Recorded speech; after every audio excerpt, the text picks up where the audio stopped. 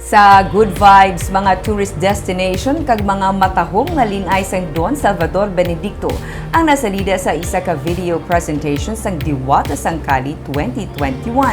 Ato na saksihan sa report ni Romeo Subaldo.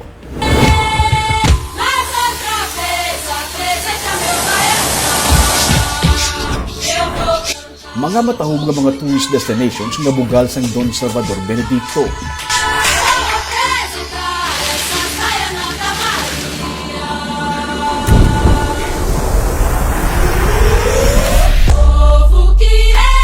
Minupdan pagid sang 13 ka mga matahong nga mga kandidata sang Diwata sang Cali 2021.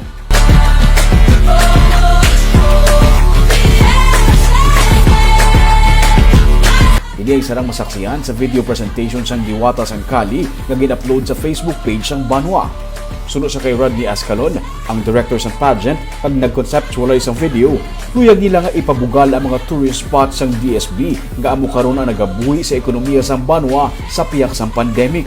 Kadungan sini ang pagpakilalaman sa mga kandidata.